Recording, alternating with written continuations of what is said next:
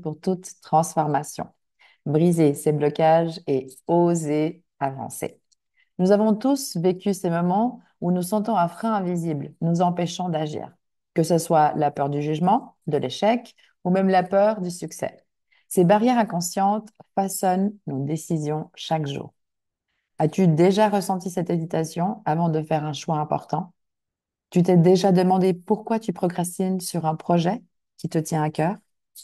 Dans cette session, nous allons explorer ensemble pourquoi nous nous auto-sabotons et comment le reconnaître, les croyances limitantes qui nous empêchent d'avancer et comment reprogrammer notre mental pour passer à l'action avec confiance.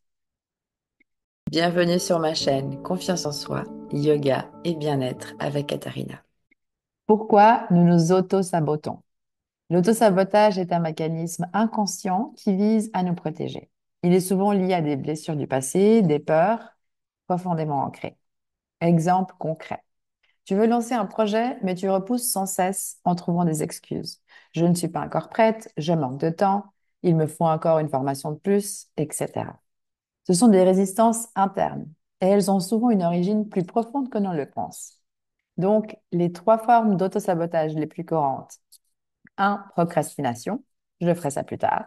2. Perfectionnisme, ce n'est pas encore assez bien. 3. Autodévalorisation, je ne suis pas assez compétente. Comment identifier ces croyances limitantes? Les croyances limitantes sont ces petites phrases intérieures qui nous enferment. Elles se construisent dès l'enfance à travers notre éducation, la société et nos expériences. Exemple de croyances limitantes et comment les transformer. Je ne suis pas assez douée pour réussir. Tu peux la transformer en j'apprends et je progresse un peu plus chaque jour. Si j'échoue, c'est la honte. Comment transformer? L'échec est une étape d'apprentissage. Chaque essai me rapproche du succès. Et une autre croyance, je ne mérite pas d'être heureuse. Comment la transformer? Je suis digne d'amour, de succès et d'épanouissement. Prochain step, comment reprogrammer son mindset et passer à l'action? 1. Se parler avec bienveillance. Remplace tes pensées négatives par des affirmations positives. 2. Passe à l'action malgré la peur. Ce n'est pas l'absence de peur qui fait la différence, mais le courage d'agir malgré elle. 3.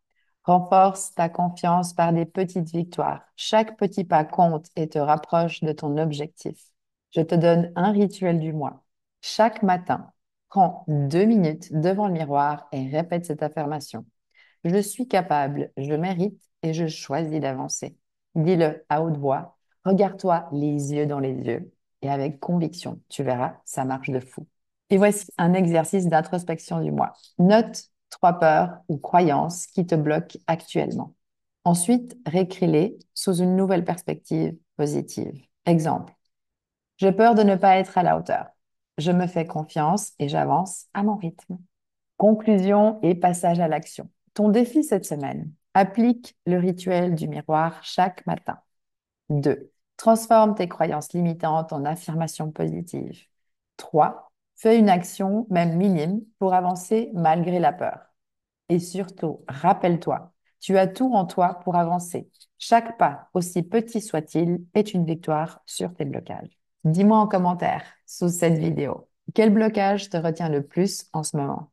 Quel premier pas vas-tu faire dès aujourd'hui? J'ai hâte de te lire et de voir ta progression.